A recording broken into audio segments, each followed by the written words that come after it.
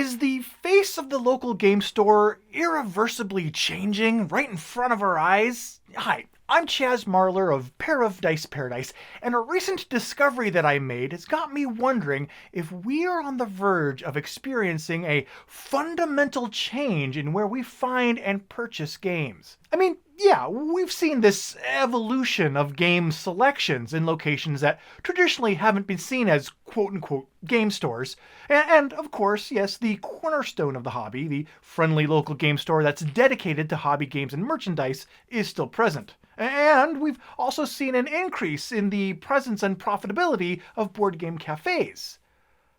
But then there's this subtle change that's been taking place at big box chains. For example, Barnes & Noble, a longtime proponent of hobby games, has been periodically hosting open game nights in select stores across the country where a variety of tabletop games have been taught and played.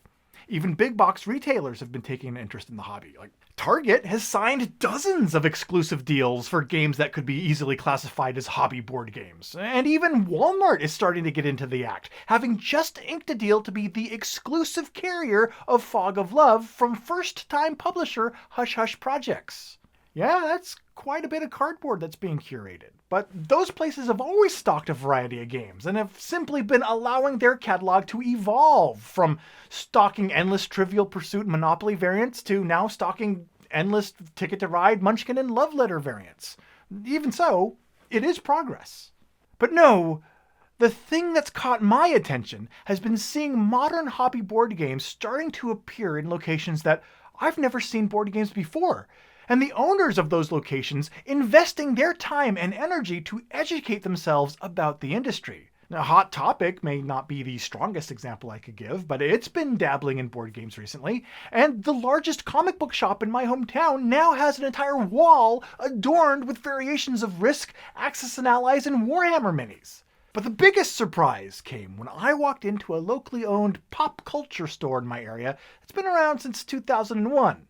They originally started out as a comic book shop, but their inventory of board games has been steadily increasing over the past couple of years, to the point where games now receive as much floor space as comics, t-shirts, Hello Kitty, and Star Wars merchandise. And it turns out, for good reason. Because over the last 12 to 18 months, board games have grown from being 6% to over 20% of their store's income. That's right, in a store that's just brimming with merchandise based on pop culture IPs, 1 out of every $5 that it generates comes from board game sales.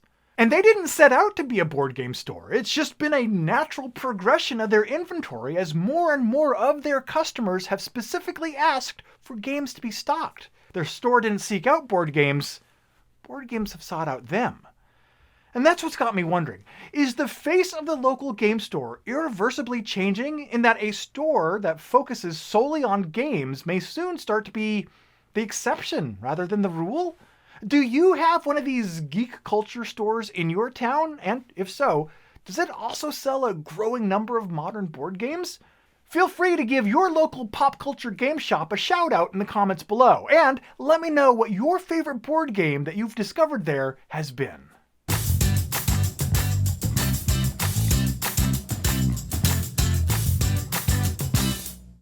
Hot Topic is kind of a weak example, but it's been dabbling in games for a little bit recently, and that's the thing I just said. And they didn't set out to be a board game store. It's just been a natural evolution of their inventory as more and more of their customers have specifically asked for gourds and pumpkins and pies. They sell a lot of pies based on gourds, and they're not very good pies, but I bought one. It wasn't very good.